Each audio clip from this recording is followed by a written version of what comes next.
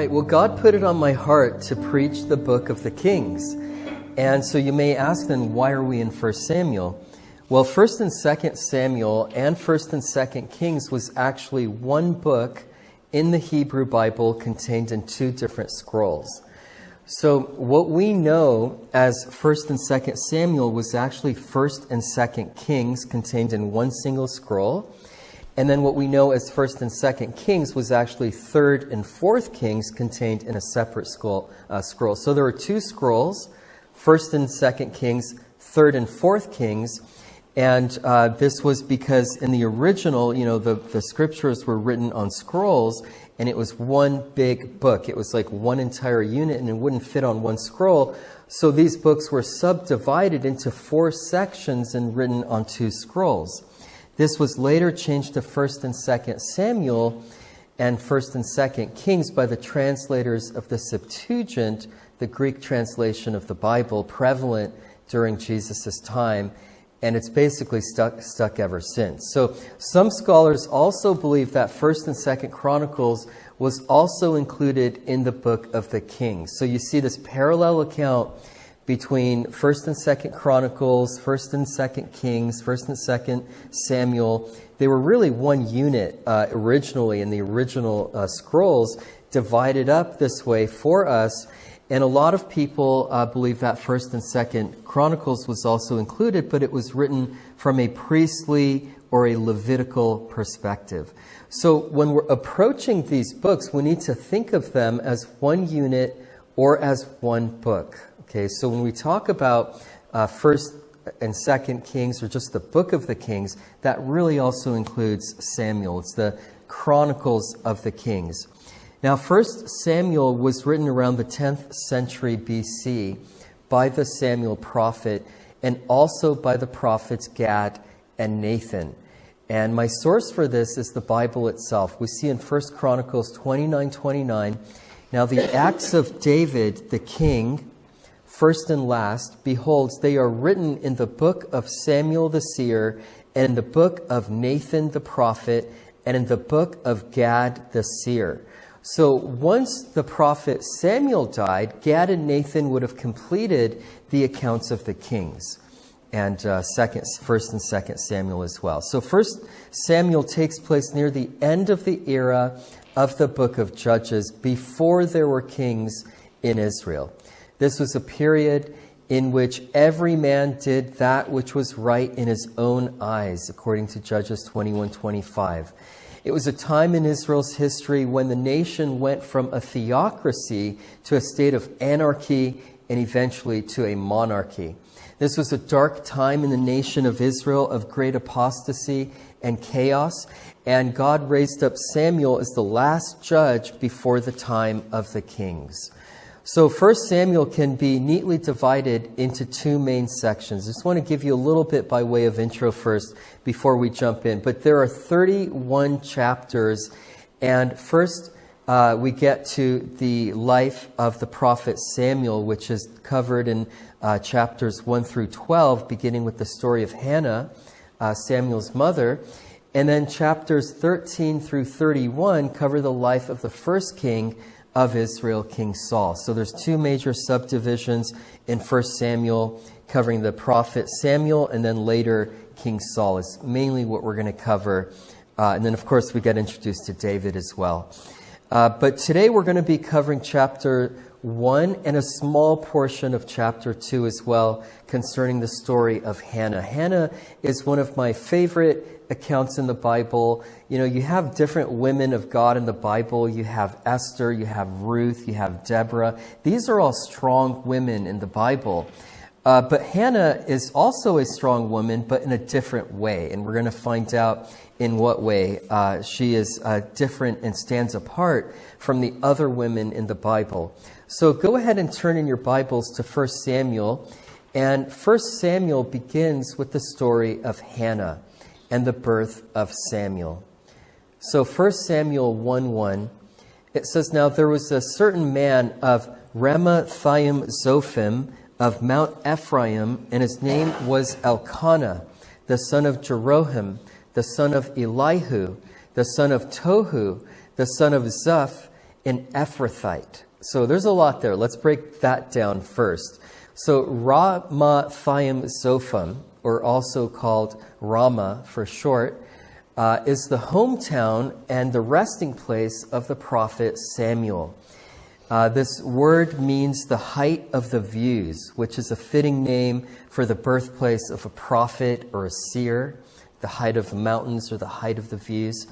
And it was where Samuel was buried. We see that in 1 Samuel 25:1, which says, "And Samuel died, and all the Israelites were gathered together and lamented him and buried him in his house at Ramah."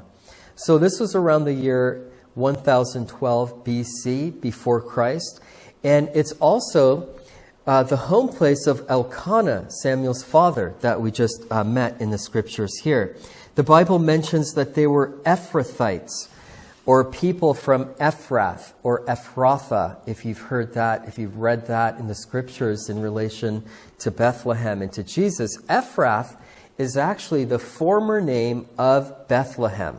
Before it was called Bethlehem, it was called Ephrath, or Ephrathah.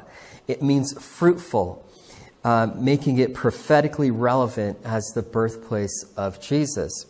It was also the burial place of Rachel. We see that in Genesis 48:7.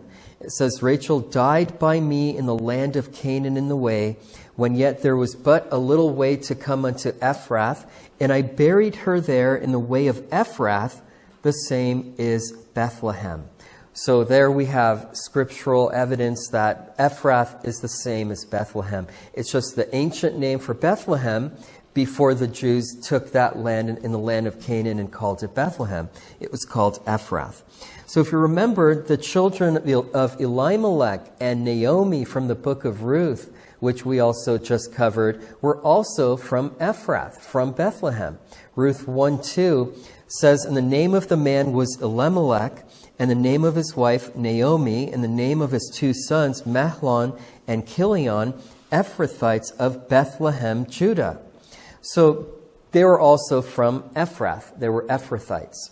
So there's a lot of spiritual and symbolic significance in these birthplaces, in these cities related to Ephrath or to Bethlehem. It's also the birthplace of Jesus.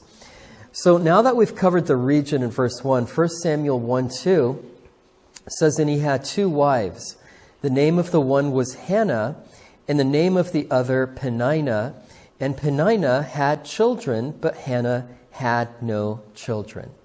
So there are instances in the Bible where God's people had more than one wife.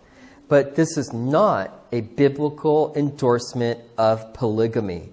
The standard of marriage is listed in Genesis 1:27 through 28, which says, "So God created man in his own image. In the image of God created he them. Male and female created he them. And God blessed them, and God said unto them, Be fruitful and multiply."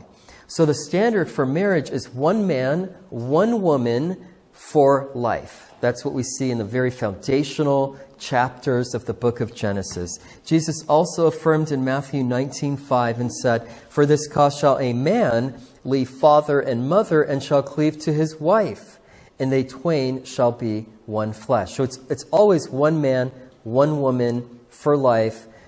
Polygamy or homosexual marriage, or all of that is extra biblical, is not biblical in any way, and is not considered legitimate by God. The qualifications of a pastor are also given in 1 Timothy 3:2. It says, "A bishop then must be blameless, the husband of one wife." All right, so we see clear evidence from the Bible.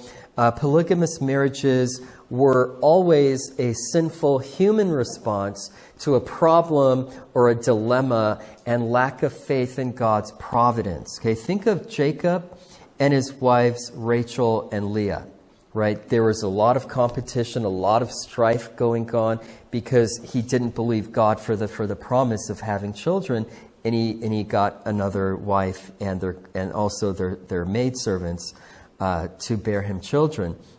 So this was not in accordance with God's will and always led to unhealthy competition, strife, and trouble even though God would ultimately turn it to the good. He would turn all things to the good based on his own sovereign will and plan for mankind.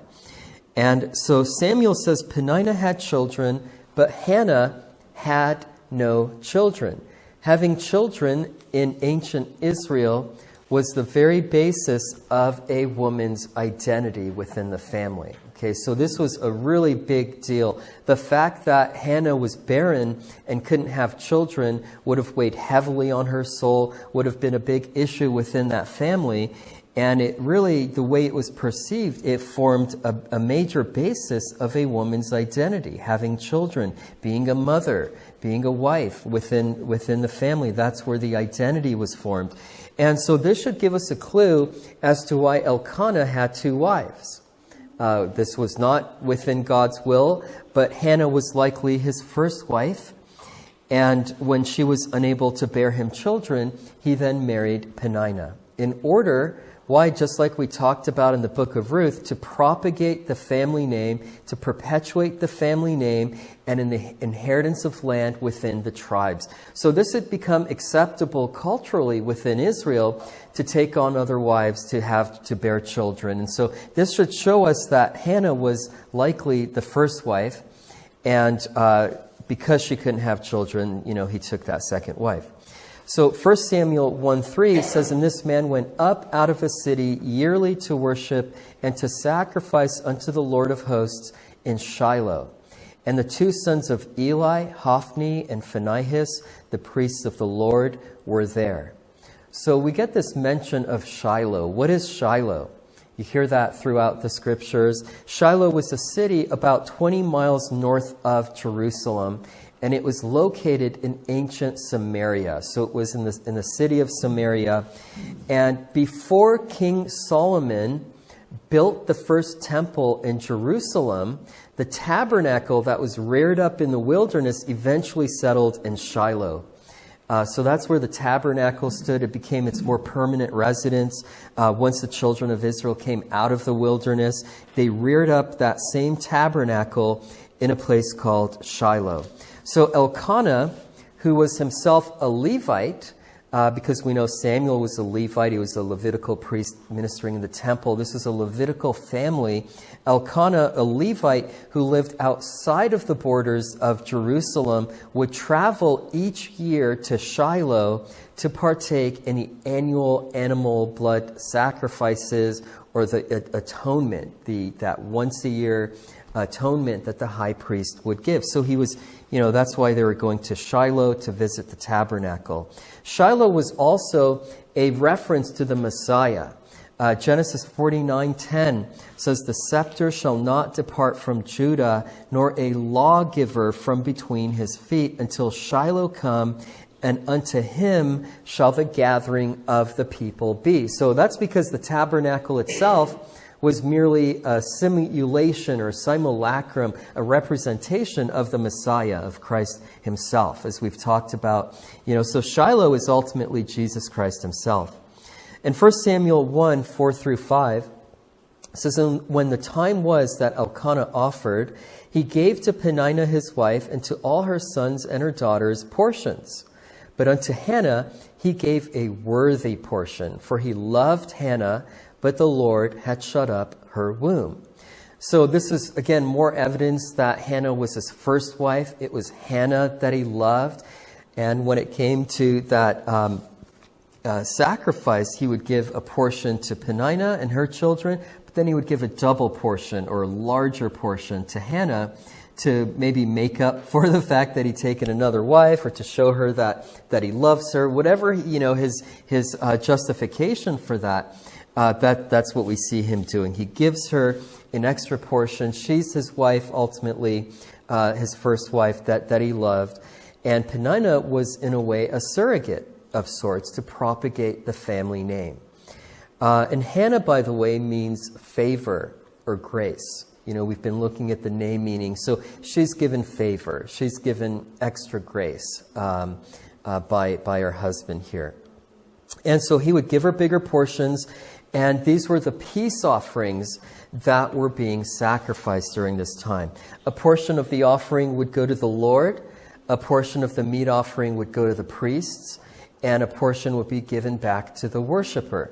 So this was an act of communion between God, priest, or the intermediary, and the believer. Okay, so they're partaking in this meat together, and the offering itself. It was an act of communion between the priest, the people, and God himself. And this brought about peace with God. It was a peace offering. Now, Elkanah favored Hannah, and this, of course, made Peninnah jealous. And Peninnah became an adversary to Hannah.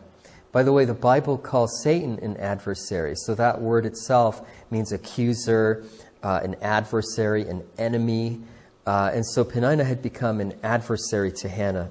1 Samuel 1, 6 through 7, and her adversary also provoked her sore, for to make her fret, because the Lord had shut up her womb.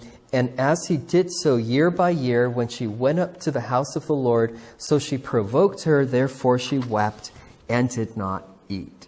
So Hannah's barrenness had become the object of great derision to her adversary. And we see the effects of polygamy here, poisoning an otherwise godly family. You know, everything else that Elkanah and his family were doing were godly. They were going up faithfully, traveling to go to the temple and partaking in the sacrifices.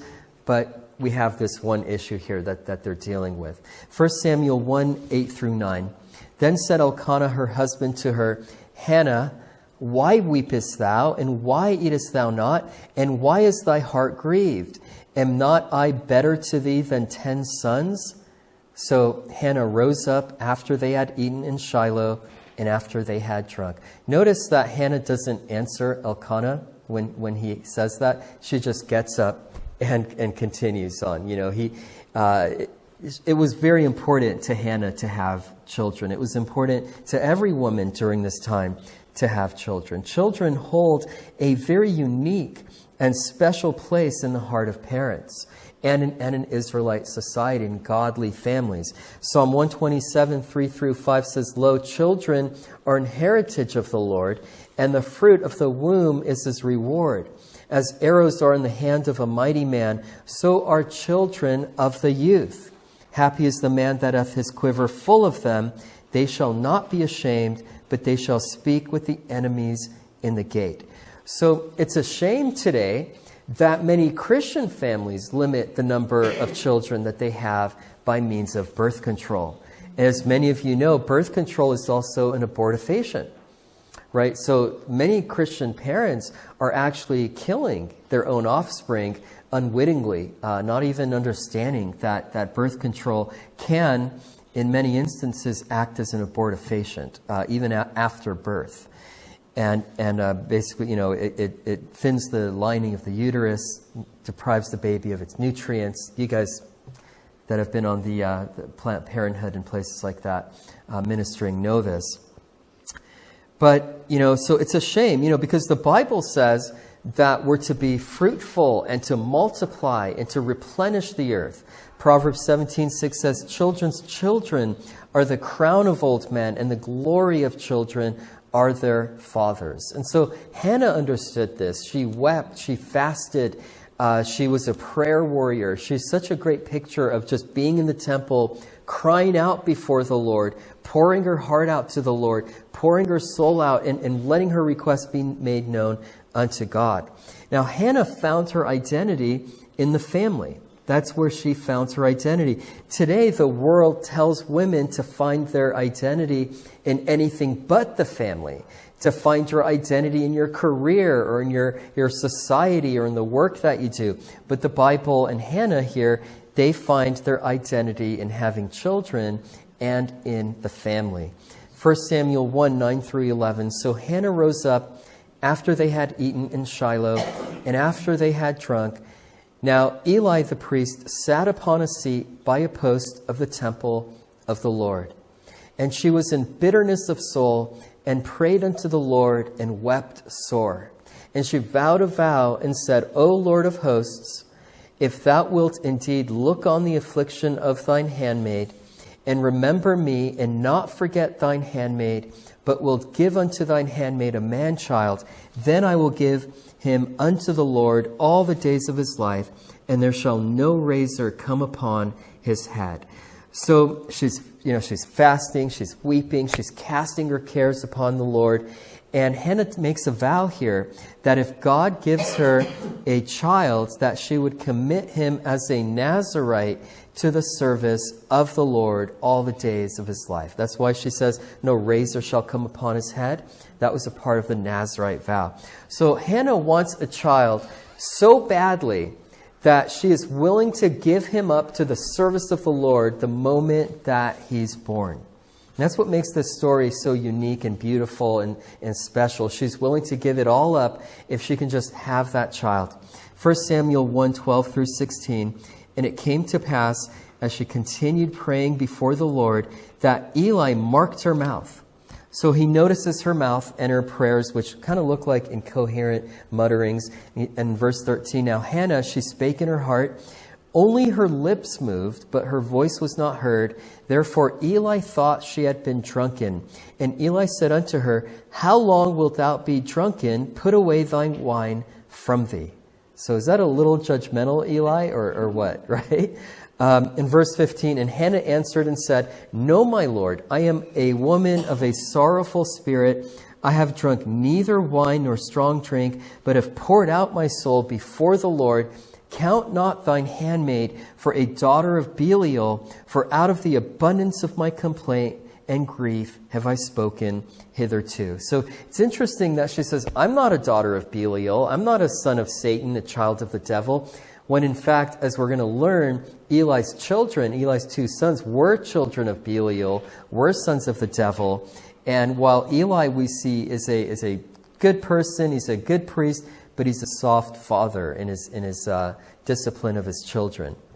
And so we'll get to that. But verse 17, then Eli answered and said, go in peace, and the God of Israel grant thee thy petition that thou hast asked of him. So Eli, believes her, recognizes her, and as the high priest of Israel at the time, he blesses her. He tells her to go in peace, and that the God of Israel grant thee thy petition. So God uses the human minister, Eli, the high priest of Israel, to immediately answer her heartfelt prayers. Verse 18, and she said, let thine handmaid find grace in thy sight. So the woman went her way and did eat, and her countenance was no more sad. So Hannah receives this blessing. She believes it. She receives it by faith. It's the high priest of Israel in this, deep spiritual time for her, praying before the Lord, comes to her and gives her that blessing, and she breaks her fast. She goes and she eats. She receives that word by faith. And verse 19, and they rose up in the morning early and worshipped before the Lord and returned and came to their house to Ramah. And Alcana knew Hannah his wife, and the Lord remembered her. Wherefore it came to pass, when the time was come about after Hannah had conceived, that she bare a son and called his name Samuel, saying, because I have asked him of the Lord. So Samuel literally means God hears. Notice it's Samuel, El as in the name of God, as in El Shaddai or Elohim. So it's God, that name El, and then hears is his name. And so Samuel the prophet is miraculously born. And this isn't the first time in the Bible that God causes a barren woman to give birth. Okay, most notably there's Rachel and Sarah. In Genesis 30:22 it says, and God remembered Rachel, and God hearkened to her and opened her womb. So it's God that gives life, that opens the womb. And there's a reliance upon God for that. And of course, with Sarah, she bore Isaac, the promised child, in her old age. So these are examples that we have of women in the Bible who are barren, and God opens their womb miraculously. And so Hannah shares in this heritage of miraculous birth. And of course, this all represents the miraculous birth of Jesus Christ through the Virgin Mary, whom all of these women represent. So again, all of these women are shadows and types of Mary. Hannah is a type of Mary in the Bible. She gives miraculous birth. She seeks out, favor and blessing and grace from the Lord on this topic. 1 Samuel 1:21 through 28 then ends chapter 1, and it says, "And the man Elkanah and all his house went up to offer unto the Lord the yearly sacrifice and his vow. But Hannah went not up, for she said unto her husband, I will not go up until the child be weaned, and then I will bring him that he may appear before the Lord and there abide forever." So Hannah is a picture of a godly mother, and she doesn't have to worry about formula shortages or any of that, because she is giving. She's going to breastfeed the child until he's weaned. And that's why she doesn't give him up right away. It's a godly thing to do for mothers. In verse 23, "And Elkanah her husband said unto her, Do what seemeth thee good. Tarry until thou have weaned him. Only the Lord establish his word. So the woman abode and gave her son suck until she weaned him. And when she had weaned him, she took him up with her with 3 bullocks and 1 ephah of flour and a bottle of wine, and brought him unto the house of the Lord in Shiloh, and the child was young. And they slew a bullock and brought the child to Eli. And she said, O my Lord, as thy soul liveth, my Lord, I am the woman that stood by thee here, praying unto the Lord. For this child I prayed, and the Lord hath given me my petition which I asked of him. Therefore also I have lent him to the Lord. As long as he liveth, he shall be lent to the Lord. And he worshipped the Lord there." So Hannah fulfills her vow. She is a woman of integrity. The wisdom book of Ecclesiastes 5:5 says, "Better is it that thou shouldest not vow than that thou shouldest vow and not pay." So it's better not to make a vow before the Lord or before God's people even than to make a vow and not fulfill it and to break it. Don't make promises that you can't keep. That's the lesson here. And we also notice that Hannah has to let go of Samuel. She understands that she is merely a steward of her child. That's a lesson for us as parents, that we're loaning. She says, I'm going to lend my child to the Lord, but it's actually the Lord who lends his children to us, right? We're just merely stewards of God's children that he's given unto us. So she fulfills her vow. She's a woman of integrity. Numbers 30 verse 2 says, "If a man vow a vow unto the Lord, or swear an oath to bind his soul with a bond, he shall not break his word. He shall do according to all that proceedeth out of his mouth." Deuteronomy 23:23 says that which is gone out of thy lips thou shalt keep and perform. And so God values men and women who keep their word, and we're to be a people of truth. The Apostle John said in 1 John 3:18, "My little children, let us not love in word, neither in tongue, but in deed and in truth." All right, so that ends the first chapter of the book of Samuel.